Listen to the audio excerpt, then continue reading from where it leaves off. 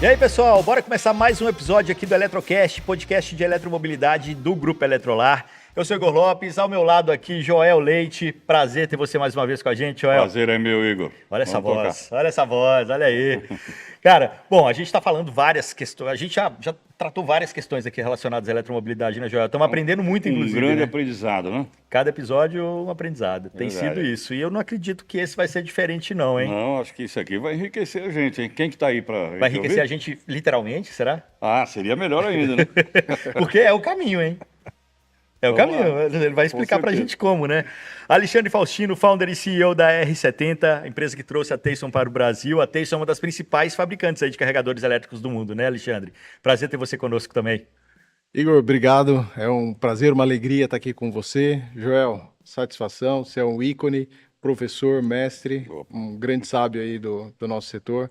É muito bom estar aqui com vocês. Muito bom estar aqui com você também. Espero que o conteúdo leve ensinamento e compartilhe conhecimento com vocês, com todos aqueles que nos assistem. E eu brinquei no começo, né, Joel, dele deixar a gente rico, é porque tem como você investir sim em carregadores, né, e carregadores elétricos e ganhar dinheiro com isso, né, Pois é, Alexandre? o Alexandre está falando isso, e inclusive ele enxerga como uma grande expectativa, né, para o próximo período, e a melhor solução é o investimento do pequeno comerciante, o pequeno investidor, é isso Ao mesmo? invés de investir em ação, investir em carregador elétrico. É o caminho.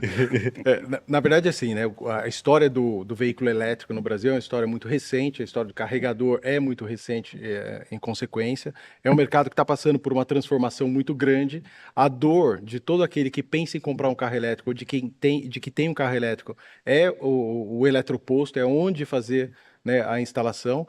E a Teyson, ela chegou através da R70 oficialmente aqui no Brasil em janeiro do ano passado, janeiro de 24, e o ano de 2024 foi um ano de transformação e aprendizado para todos nós, porque no primeiro momento, quando a gente pensa em eletroposto, a gente automaticamente conecta essas estações de recarga com os principais players que já trabalham no mercado e desbravaram esse mercado desde sempre, né? São empresas que por DNA, elas são operadoras de estações de recarga.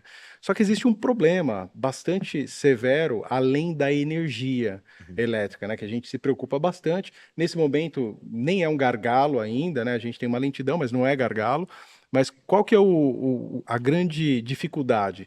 Como é que a gente expande a construção de eletropostos de carga rápida, que hoje em dia não se fala mais em estações de recarga lenta, o consumidor já entendeu que carga rápida é muito melhor, é isso que o consumidor está buscando, sendo que, por mais que o preço tenha baixado nos últimos anos, uma estação pronta em funcionamento vai custar aí próximo de R$200 mil.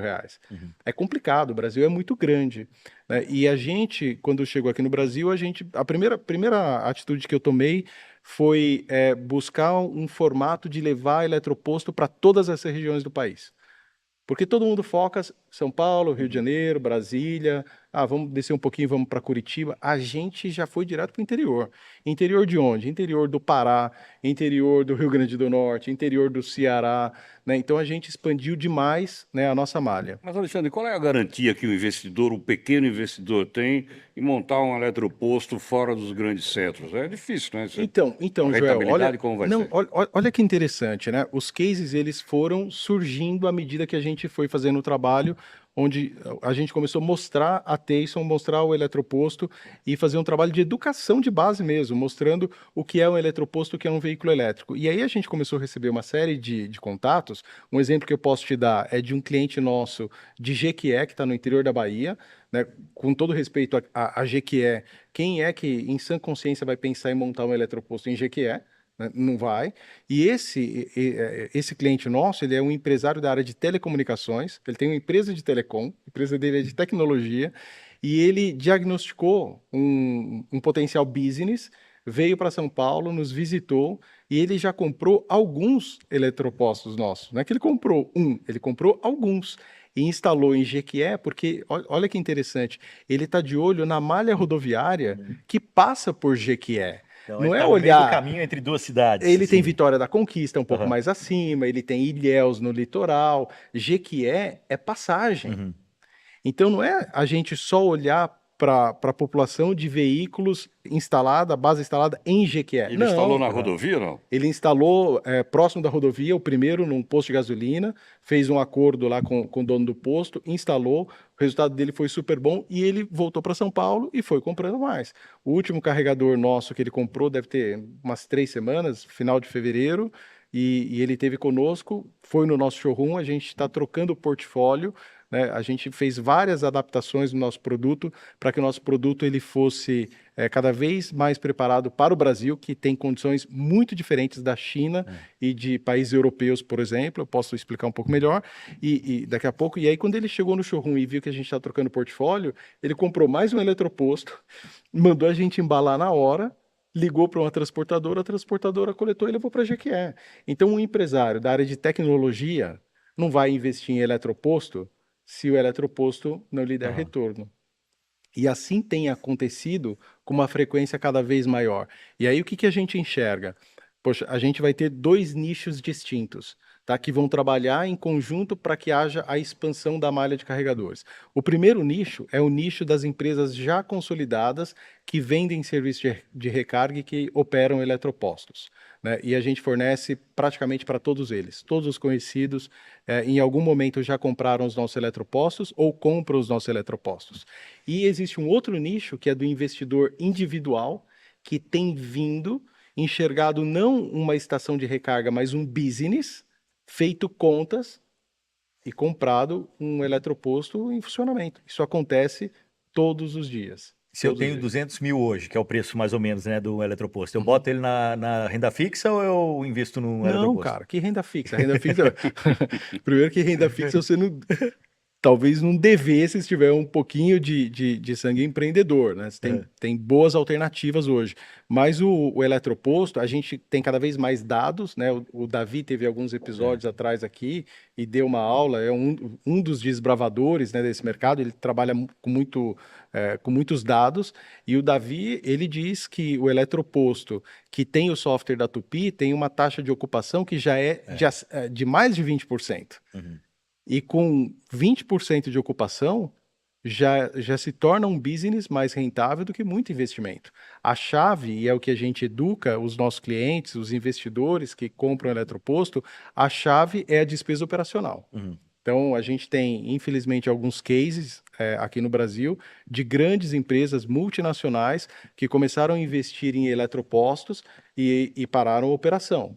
E por que se para uma operação, né? Pode vir uma pergunta. Bom, se uma multinacional que tem capital, que tem estrutura, que tem inteligência, começa o negócio e para, por que eu deveria, né, pequenininho ou como investidor individual, ter o meu negócio dando certo? É muito simples. A chave é a despesa operacional. Quando a gente pega uma multinacional, ela tem um negócio já estabelecido de bilhões no Brasil e aí alguém resolve começar um negócio novo de eletroposto, que exige muito CAPEX, ou seja, muito investimento inicial, para um faturamento muito pequeno.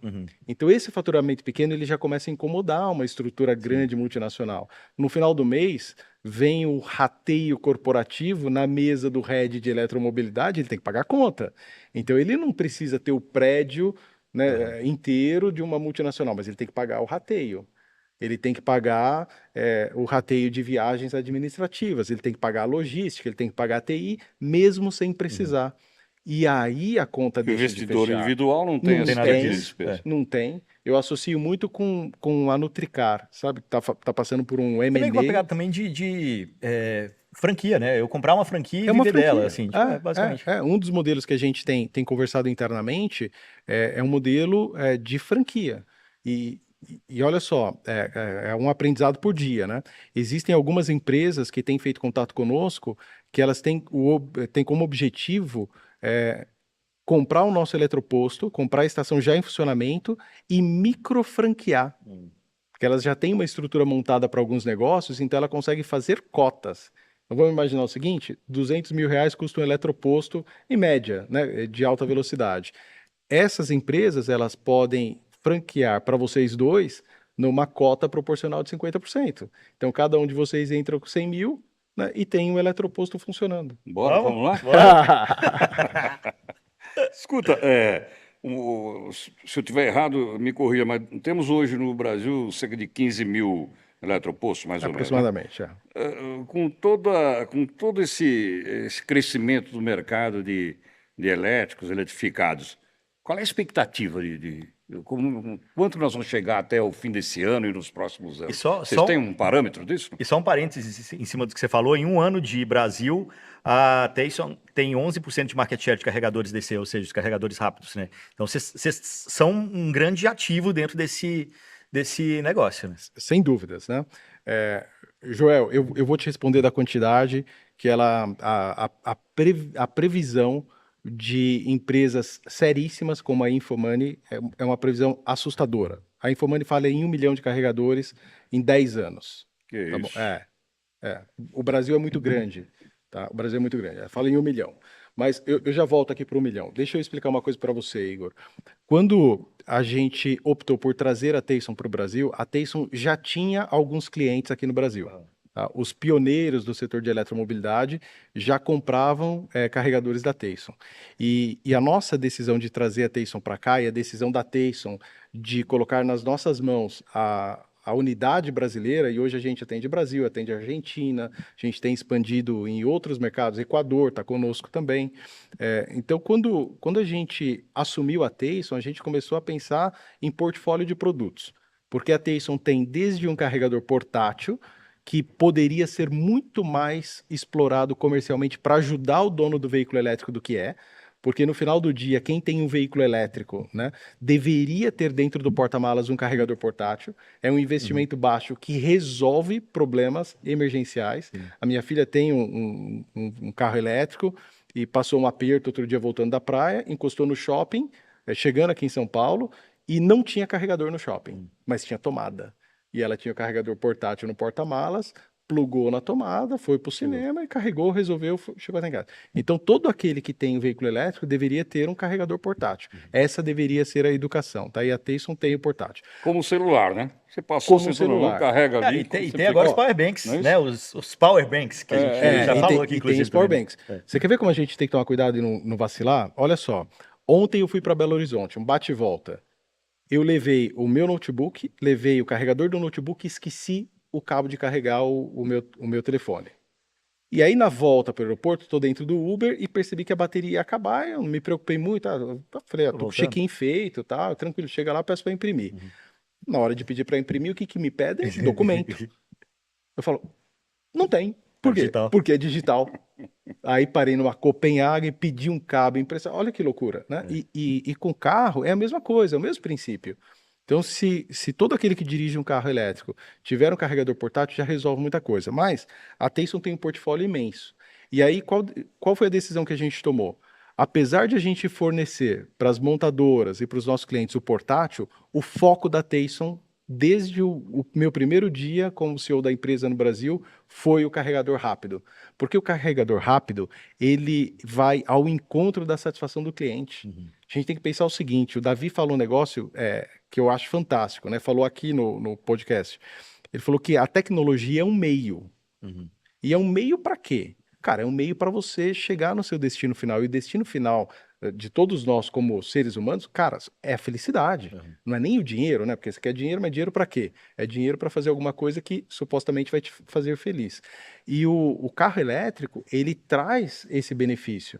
Cara, o carro elétrico ele vai a favor do meio ambiente, o carro elétrico é muito mais silencioso, é muito mais confortável, é muito mais tecnológico. E qual que é o receio? De ficar sem a bateria. Então bota o carregador no porta-malas e resolve. Agora, na hora de carregar, você quer velocidade. O mundo hoje é muito veloz. E o movimento que a gente começou a fazer, junto, evidentemente, com alguns outros players, foi um movimento muito bem feito e hoje o consumidor ele não quer parar mais num supermercado e ficar esperando horas para carregar. Ele não quer. Quando a gente tem um eletroposto de baixa velocidade ao lado de um eletroposto de alta velocidade, o que aconteceu? Desequilíbrio comercial. O preço da recarga de um carregador lento despencou. Então, como business, funciona melhor o carga rápida. Como experiência para o consumidor, funciona melhor o carga rápida. Então, a gente é muito focado no carga rápida. Mas você estava explicando também assim, a questão de posicionamento da Teyson e da R70. Teyson é olhar para o futuro, é ver o carregador que vai carregar o carro que vai ser lançado daqui 1, 2 anos, porque ele está cada vez mais rápido também, enfim. E a R70 é capilarizar. Tá, legal. Né? Vamos posicionar a Aham. R70 e Tayson aqui para gente. A gente começou acelerado, aliás, né? Para que todo mundo entenda, né? A R70 é uma empresa brasileira que tem 18 anos. É uma empresa que foi fundada em 2007. Num ano, ou num momento em que o acesso à Ásia praticamente não existia. Tá? A gente não tinha tanta informação, não tinha a internet que tem hoje, não tinha WhatsApp, não tinha nada, tinha zero. E eu venho de multinacionais, trabalhei antes da R70 há 15 anos com o mercado automotivo, trabalhei na Sony, quando a Sony era líder em som automotivo, existiam lá os Se CD você players. tem 30, 40 anos, você vai lembrar da Pioneer, você vai lembrar da Panasonic, que é os CDs de carro, CDJ. Sony, pô, a Sony era líder, né? A Aí, Pioneer ó, era adversária. era ele, A gente vendeu muito CD player Sony, tinha disqueteira que você botava no Disqueteira. porta-malas, cara, um rolo lascado. Ó, o disqueteiro, o disqueteira. CD tudo pulando. Então, assim, resumidamente, né? Porque vamos ao que interessa. Eu trabalhei 10 anos na Sony fazendo isso, vendendo CD player, disqueteira, começaram os DVDs, e aí a Siemens, ela montou uma unidade no Brasil e queria seguir o mesmo caminho da Sony. E aí eu fui contratado para ir para a Siemens. E quando eu cheguei na Siemens, eu encontrei uma empresa que era, naquele momento, absolutamente incapaz de fazer dar certo. Por que isso? Porque a Siemens ela tem uma estrutura em diversos segmentos excepcional, tecnologia alemã, mas uma velocidade muito lenta. É multinacional, né? Multinacional alemã, muito lenta. E já naquele momento, o consumidor pedia velocidade. Cara, o resumo da ópera, eu arranjei uma confusão lascada, mas eu consegui convencer o board da Siemens a me deixar ir para a China, no momento em que não se conhecia a China, para a gente desbravar a China e encontrar uma solução na China para a Qual foi o Siemens. seu estalo para ir para a China? Por que China? Cara, Quando não era a China de hoje. insanidade. Essa é a resposta. Que A gente agora gosta. é fácil, né? Agora todo mundo é quer. uma- Insanidade. Sabe por quê? Olha só, eu digo que tem dois perfis. Você tem um perfil executivo, né, que é o inteligente da história, vai. O cara mais sóbrio, tranquilo. Cara, vamos fazer o negócio direitinho, quietinho, tal, não sei o quê. Investir lá na renda fixa, vamos procurar a melhor opção, tal. E você tem o insano, que é o empreendedor. E por mais que eu trabalhasse em multinacional, cara, o sangue que sempre correu na minha veia é o sangue empreendedor. E quando eu cheguei na Siemens, a Siemens faturava, sei lá, alguns bilhões, mas o meu negócio na Siemens, e é assim que eu sempre tratei, o meu negócio era um uma negócio de startup. 10 milhões. Falei, cara, 10 milhões por ano para uma Siemens é nada. E o meu chefe, o presidente da empresa, falava assim, menino, eu tinha 20 e poucos anos, menino, sossega, a empresa fatura 1 bilhão, ninguém está preocupado com isso. E eu falava assim, não, cara, mas eu tô.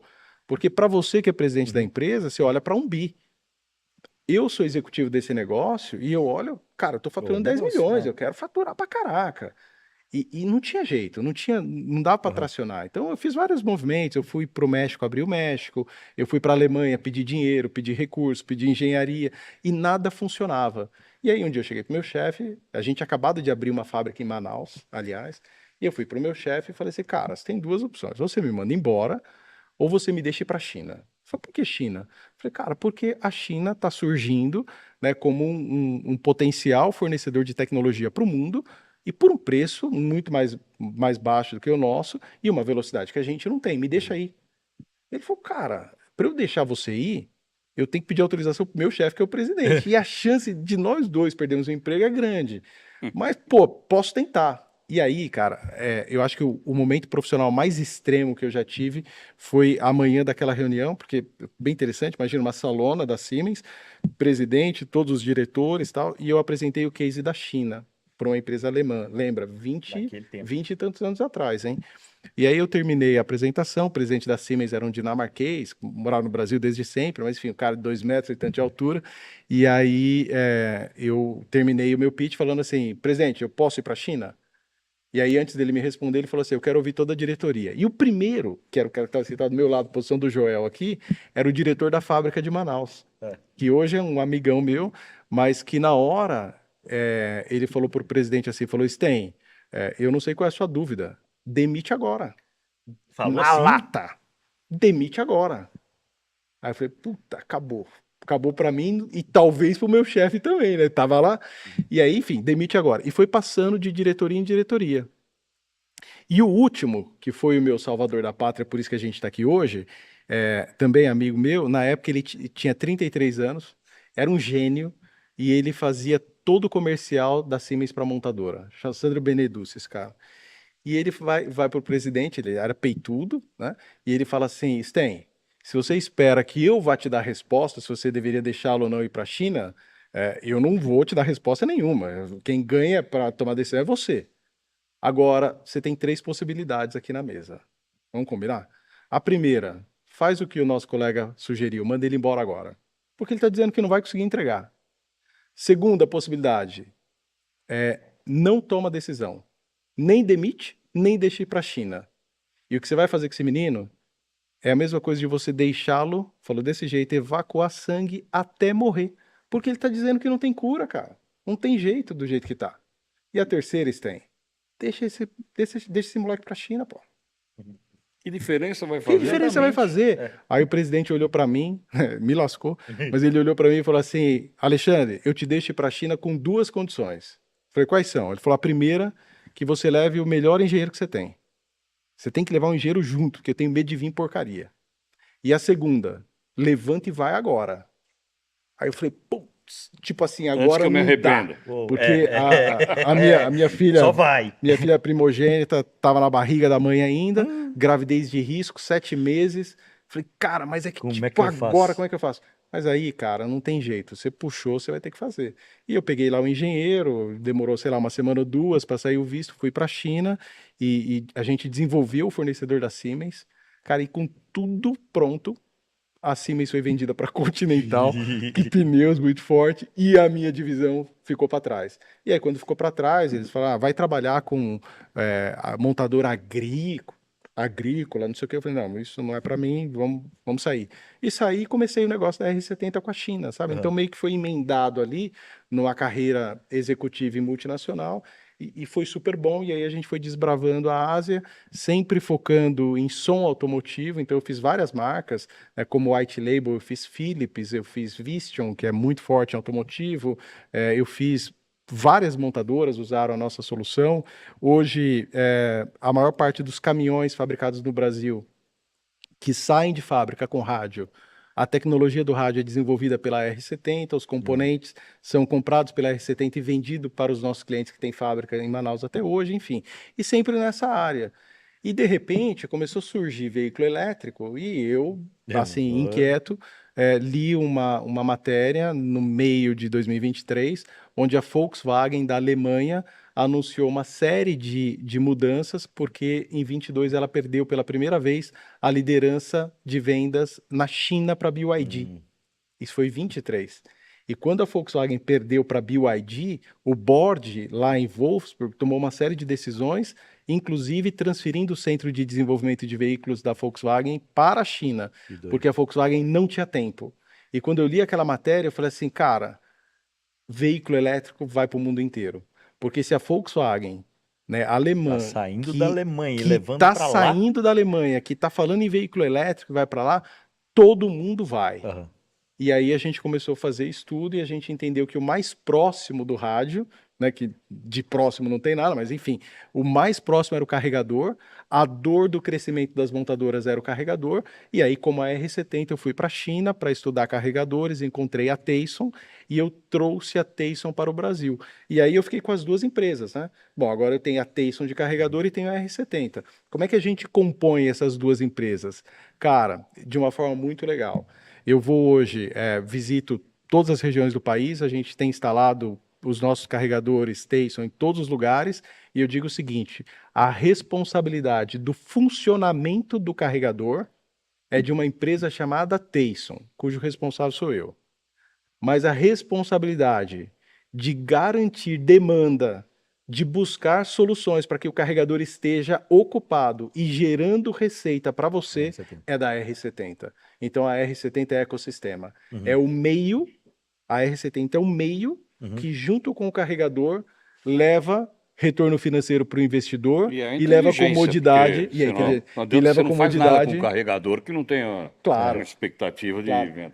Então, hoje a gente tem assim, Joel e Igor, no nosso ecossistema, a gente tem empresas de mídia conectadas conosco. Por quê? Porque eu tenho carregadores com tela de 43 polegadas.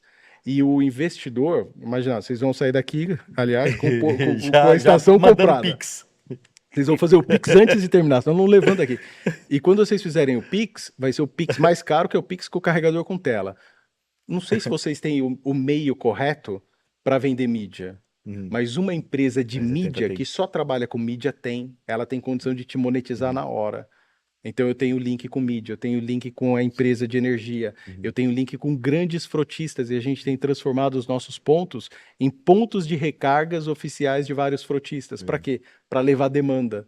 Então, enquanto a Tayson lá na China está preocupada com a próxima geração de produtos, a R70 está preocupada com o business, de fazer um business vencedor. Agora, você falou em um número de 1 milhão de postos nos próximos 10 anos.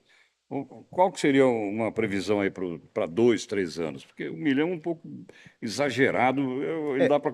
Acontece hoje, muita coisa aí. Isso Infomoney, tá? Não sei o que estou dizendo, não, estou usando e dando a fonte aqui, porque é um estudo deles e pode fazer bastante sentido, porque a expectativa é de que em 2030 você tenha quase metade dos carros novos sendo vendidos já elétricos.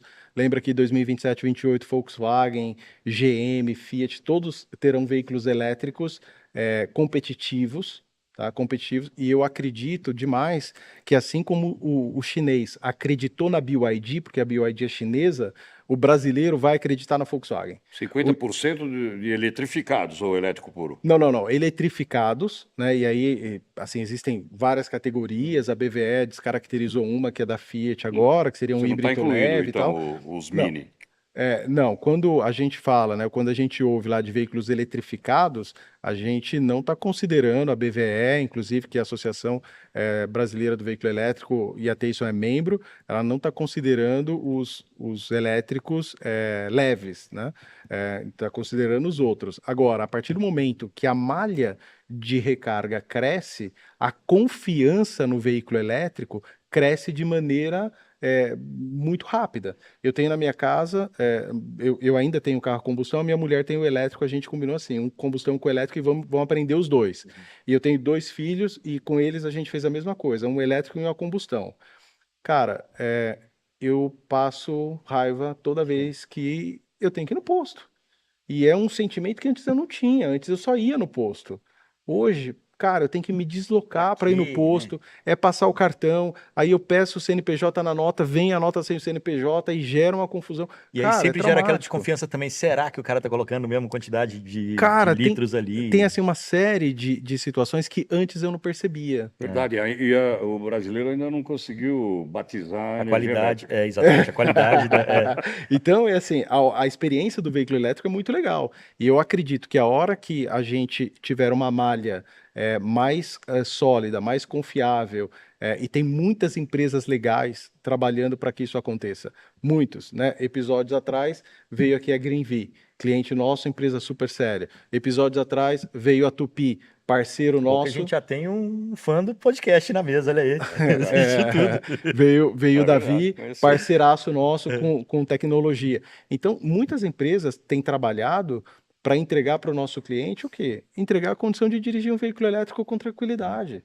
Cara, a minha filha sai de casa, eu não posso me preocupar se vai acabar a bateria do carro dela. Eu tenho que ter a confiança de que, independente do horário que ela estiver dirigindo, ela vai ter uma estação de recarga segura. E esse é o propósito da Tayson. Eu tenho que garantir, esse é o nosso propósito como companhia, eu tenho que garantir que todo aquele que dirige um veículo elétrico neste país tenha uma estação de recarga Tayson de alta velocidade à disposição e com segurança. Mas tem uma coisa que não está saindo da minha cabeça, Alexandre. Eu estou só pensando no meu investimento aqui, que eu vou comprar um negócio. E aí, na hora que chegar a ter 1 milhão de postos de recarga, vai ter demanda para todo mundo. Claro que a frota vai crescer também e tal, mas assim, será que é um momento meio de oceano azul para entrar nesse mercado hoje? Então, sem dúvidas, oceano azul, tá? Sem dúvidas. Tá? Agora, a gente, quando faz um planejamento estratégico dentro da nossa empresa, ou, sei lá, um planejamento estratégico dentro de qualquer empresa, você vai pesquisar dados, e hoje você tem muitos dados, e vai prever aquilo que vai acontecer em 5 anos e vai acompanhando. Se tiver que fazer uma mudança de rota, você vai fazendo, claro, né? Agora, hoje você tem muito muito pouco veículo na rua ainda. Quando a gente fala de 200, 300 mil, dependendo da base de veículos eletrificados circulando, é nada, porque a nossa frota é de 50 milhões. Esquece, você vai crescer horrores ainda, né? Tem uma outra situação que a gente vê a cada dia com mais clareza, que é a situação de trânsito, de rodovia. A gente ainda olha muito, quando eu pego o mapa lá da venda de veículos eletrificados, eu quero ver quantos carros foram vendidos em São Paulo. Mas eu deveria estar olhando quantos carros de São Paulo vão ao litoral. Né? O final de semana passado, eu fui para Monte Verde, aqui do lado. Eu não achei em Monte Verde nenhuma pousada com carregador ou com tomada. Aí fui com o carro a combustão. Legal, tal, na volta gasta lá 400 pau de gasolina. Fala, cara, que imbecilidade, né? E a pousada, ela podia ter feito um negócio muito legal. A gente conversou lá com o dono da pousada. Se ele coloca um carregador, ele faz um investimento, mas adquire cliente. E aí ele me falou assim, poxa, mas eu vou daqui a pouco gerar um desconforto, porque eu vou cobrar do meu hóspede. Não, Eu mas falei assim, ó, ele já- eu pagaria. Eu falei, eu pagaria, mas vem cá, nem todos os hóspedes têm carro elétrico. Então eu consigo te ajudar a fazer uma conta de quanto que o hóspede deveria te pagar pela energia, e você faz um rateio e aumenta ligeiramente o valor da diária de todos os quartos, que é imperceptível, né? Imperceptível, e você vai ser referência, porque você vai ter carregador numa cidade que, pelo menos aí, em 2 momentos do ano, recebe uma abundância de clientes. Isso acontece em Gramado, isso acontece em Campos do Jordão, isso acontece na praia o tempo inteiro, né? Você não tem ainda uma infraestrutura, e a gente está trabalhando para ter. Escuta, eu carrego na minha mochila uma bateriazinha para carregar o celular em caso de extrema necessidade. Acho possível futuramente a gente ter isso dentro do carro? Uma bateriazinha que você pode carregar na hora da emergência para andar 10 quilômetros para chegar num posto, por exemplo? É viável ou está Joel, falando bobagem? não, na verdade, sim, nada é bobagem, né? Eu só fico pensando o seguinte: às vezes, Joel, a gente deixa, né, como pessoa mesmo, a gente deixa para a última hora. Não, sem Então você dúvida. está vendo lá que o teu telefone está com 10% de carga e você podia espetar, fala, daqui a pouquinho. E aí nesse daqui a pouquinho você dança. Então eu tenho receio do power bank que você está falando, ele ser utilizado De indevidamente. forma regular. Ah, vou usar aqui, vira a reserva da gasolina, sabe? Vou usar aqui, mais E aí eficiente do você que... não vai ter quando Não você tem, do mesmo precisar. jeito. Mais eficiente do que o power bank, na minha concepção, é você ter a certeza que você vai encontrar uma estação de recarga. E o que a gente tem visto, né? A gente lançou em março uma aliança muito importante para o Brasil, muito importante, uma aliança com o Madeiro Restaurante. E qual foi essa aliança? A gente assinou um contrato com o Madeiro, a R70, onde a gente, através de investidores, clientes, operadores, a gente começou a eletrificação de todos os restaurantes de Rua do Madeiro com carregadores de alta velocidade. Tá? Então esse processo ele vai levar aí uns 6 meses para eletrificar, quase 90 pontos, mas eu tenho certeza, pessoal, que outras redes começarão o mesmo processo, porque a partir do momento que o Madeiro tem uma estação de recarga O rápida, concorrente vai querer. o concorrente vai precisar ter também. E esse é o crescimento exponencial que a gente está trabalhando e buscando meios de todas as formas, não só tecnológico, mas meios financeiros, inclusive.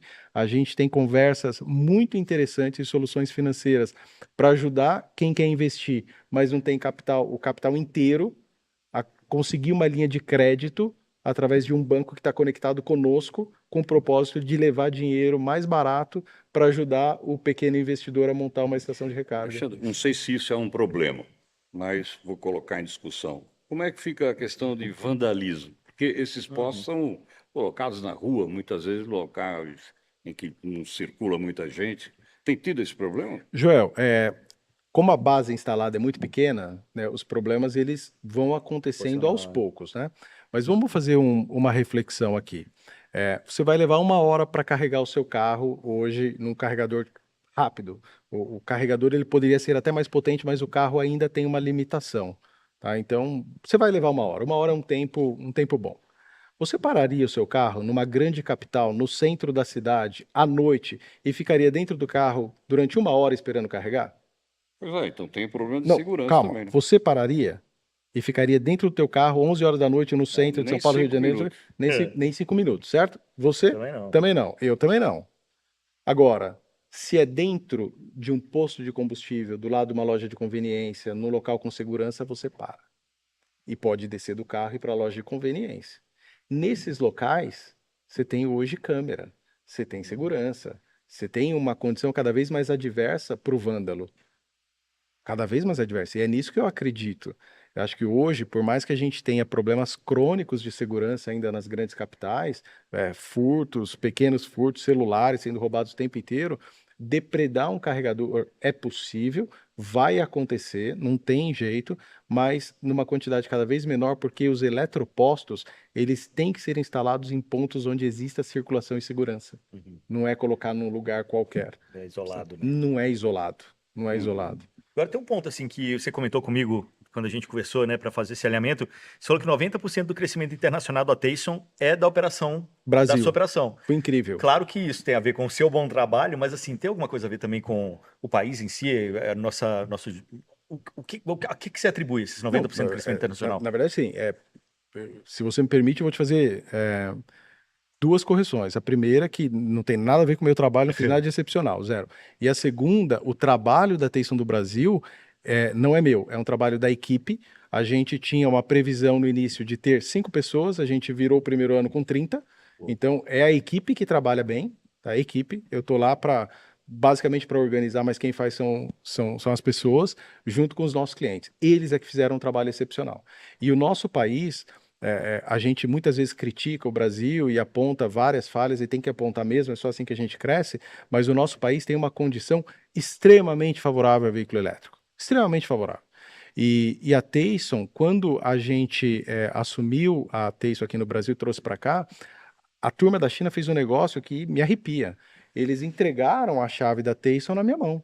Falaram assim, tá aqui. Quem vai precificar? É você. Quem vai definir portfólio? É você. Quem vai definir nível de estoque disponível no Brasil? É você. Então a estratégia, como ela veio inteira para o Brasil, o que a gente fez? A gente falou, bom, vamos começar minimamente a entender o jogo e a gente precisa levar carregadores e eletropostos para todos os lugares do Brasil.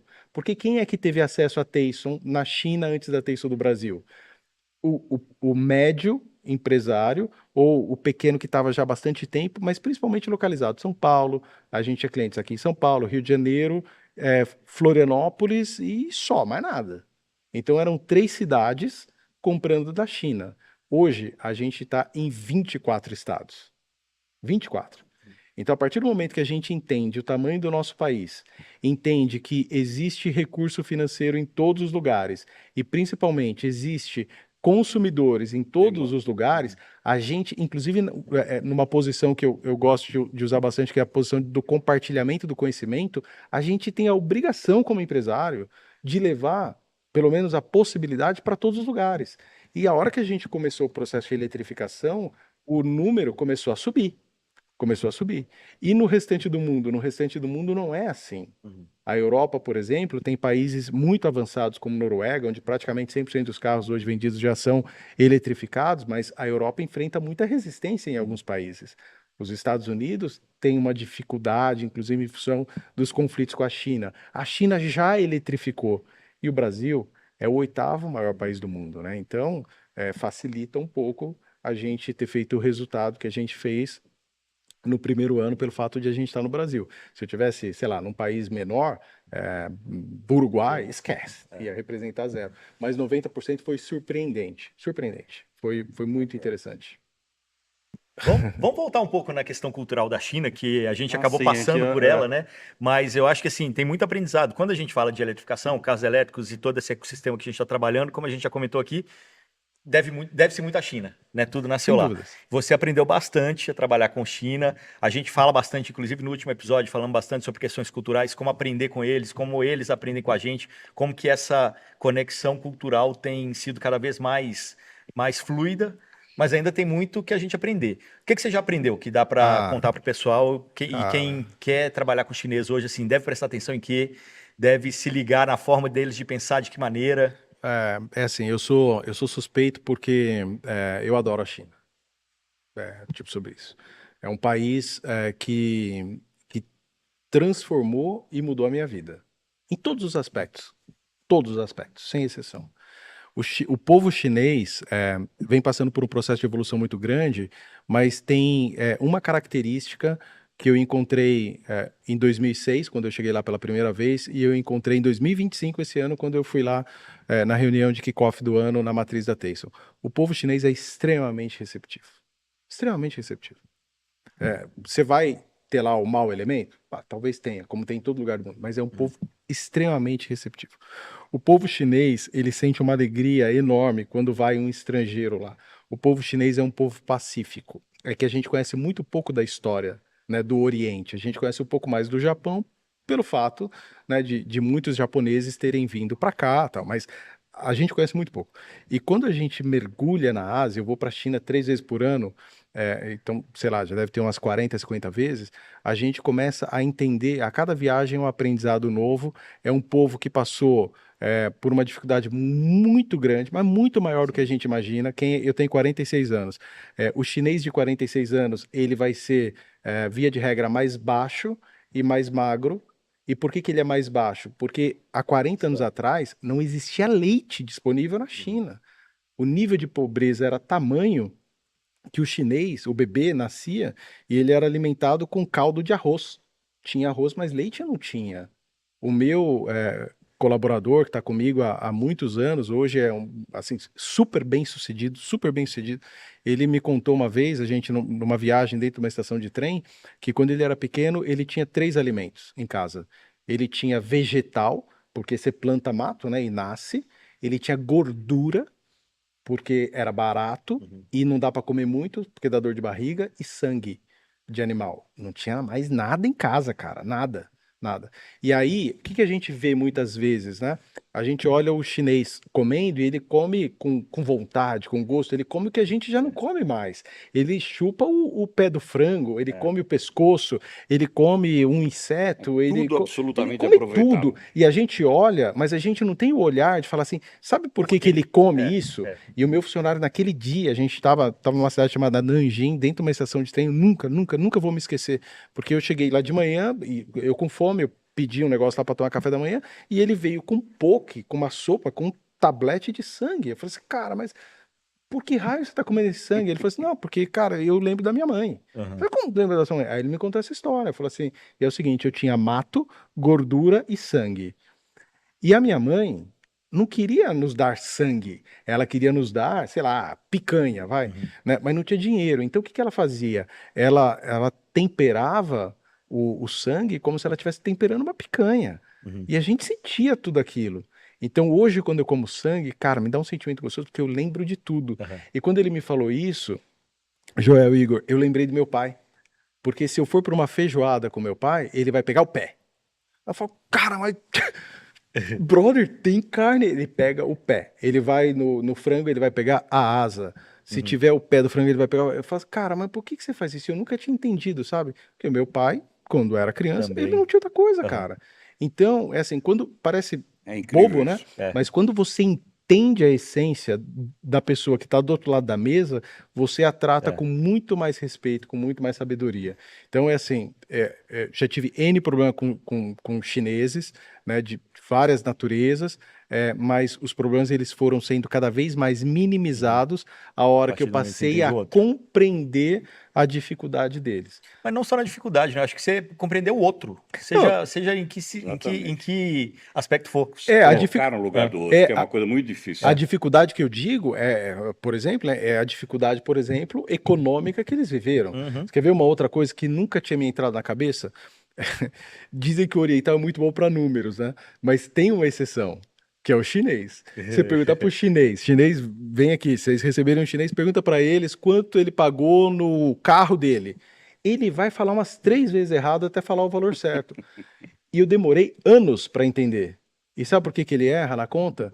Porque o chinês não separa em unidade de milhar, né? Por exemplo, um carro que a gente paga aqui 100 mil reais, na China ele paga 5W, que é muito menos, concorda? 5W não é menos do que 100 mil? Ah. É ou não é? Depende de quanto vale o W. Depende de quanto vale o W. Mas na China é 5W. Aham. Você não sabe quanto é 5W. 5W o W vale 4 zeros. Eles separam em 4. e não em 3.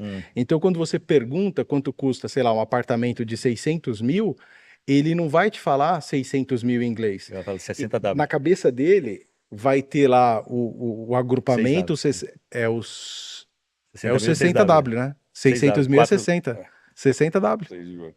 Não, são 4-0. Então, 60W, olha a confusão pra gente. É. 60 quase. Então ele vai fazer a conversão e erra. Uhum. Aí você fala assim, aí tipo, sei lá, 600 mil, ele vai falar 6 mil.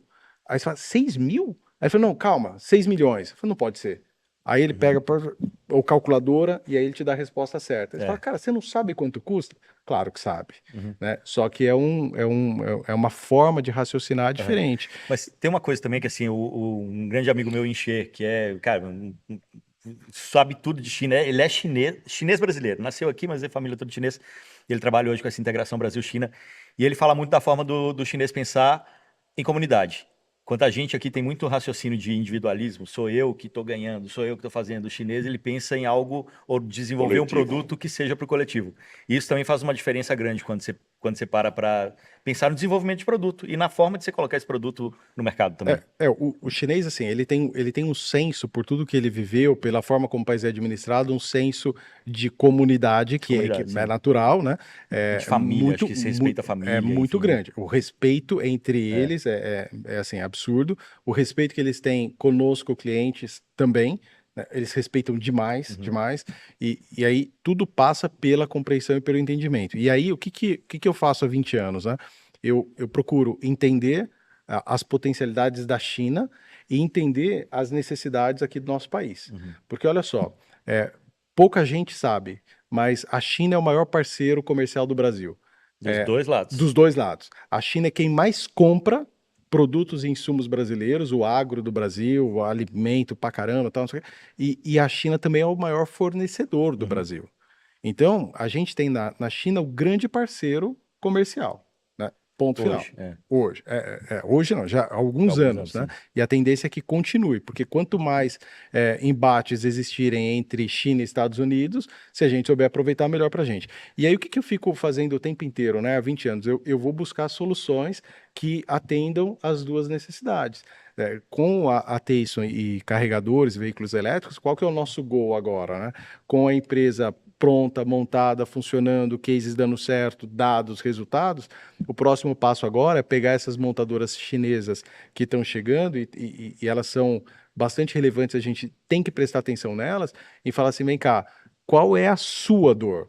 A minha dor é que eu tenho uma concessionária, sei lá, em Manaus, e lá em Manaus a recarga não está legal. Então eu preciso mandar uma equipe para Manaus, para mapear Manaus, para encontrar pontos de recarga, encontrar investimentos e colocar o carregador para que a montadora leve o carro dela e venda o carro dela em Manaus. E com isso a gente faz o quê? A gente ajuda a montadora a vender carro, a gente ajuda o investidor de Manaus a ganhar dinheiro, a gente ajuda a população de Manaus a dirigir o mesmo carro que a gente dirige Está aqui. melhorando o seu negócio. Claro, e está melhorando o meu negócio, que é a consequência do todo, né? Então eu acredito muito nisso, né? E infelizmente eu vejo ainda algumas situações que eu não consigo acreditar que acontecem, né? Então, um exemplo, acho que o mais forte que eu vi ano passado, me deram um livro para ler, um livro de como fazer negócio com a China, um livro muito bem vendido. vendido. E aí eu lendo aquele livro, né, como é que a gente faz para fazer negócio com a China e tal, e tem uma parte lá do livro que é impressionante, mas ele fala assim, você não deve pedir grandes descontos para o chinês.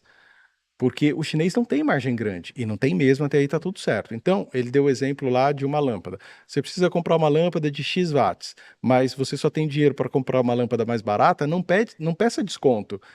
Pede uma lâmpada com uma potência menor e pede para preservar a caixa de embalagem de uma maior. Cara, você me perdoa, mas na boa, quem escreveu o livro está errado, quem fala para o chinês fazer isso está errado, e aí, o que a gente acaba fazendo? Penalizando o coitado do chinês. Penalizando o coitado do chinês, é aí que eu queria chegar. Além de enganar o seu cliente brasileiro, né, você penaliza, bota a culpa no chinês. O chinês não entrega o que promete. Muitas são as vezes, eu tenho visto isso, que o empresário, e nem sempre é má fé, às vezes é instrução errada, ele faz um mau negócio com a China. Né? A onda que eu tenho visto hoje com muita preocupação, é a onda de pequenos empresários acreditando que dá para ir para a China para comprar 5, 10 mil reais em produtos, trazer e vender, por exemplo, no Mercado Livre. Então eles pegam a economia, isso está acontecendo bastante, pega a economia, coloca na mão de empresas que os levam para feiras, tem 2 grandes feiras, uma em abril e outra em outubro, rodam uma semana inteira, às vezes não acha fornecedor e quando acha não tem mais dinheiro porque gastou para ir para a feira. Cara, não é assim. A educação de fato deveria ser, olha, enquanto você tiver 10 mil reais para investir, não adianta ir para a China. Você não vai conseguir a escala necessária para fazer valer. Isso é educação. Uma vez bem educado, cara, a China tem os braços abertos para todo e qualquer empreendedor, empresário, e eu acho que a gente precisa explorar. Perfeito. Isso aí. Bom, se você tá de olho na China, já sabe, né? O especialista tá aqui. Ó, para facilitar, tô deixando o link aqui do LinkedIn dele, assim como todos os outros episódios, né? O link do LinkedIn do Alexandre Faustino tá aqui do lado. Também da AR70, caso você queira, assim como eu, investir no... Nós vamos conversar sobre isso. Investir no carregador aí. Também é o caminho. Deixa aqui todos os links do episódio. Foi mais um episódio que a gente aprendeu bastante, né, Joel? Muito bom, hein? Hoje foi um aprendizado mesmo. Exatamente. Olha, Foi um prazer. sou eu que agradeço, parabéns pelo programa. Vocês podem contar comigo e com toda a nossa equipe sempre que o objetivo for compartilhar conhecimento acima de qualquer coisa. Tá? Eu acredito que existe uma grande corrente que precisa ser explorada, que é a corrente do conhecimento. Então, uma vez que eu recebo um conhecimento, eu tenho a obrigação humanitária e social de passar adiante. E vocês, o que estão fazendo aqui é um trabalho brilhante, mostrando para o nosso país o que é o veículo elétrico, o que é a eletrificação, o que são todo esse ecossistema que compõe uma nova realidade. Então, muito obrigado pelo convite, contem sempre comigo. Nós que Valeu, agradecemos pessoal. sua presença, não é isso? Obrigadão, é isso aí. Valeu, pessoal. Espero que vocês tenham gostado também desse episódio. Semana que vem tem mais, hein? A gente se vê. Até.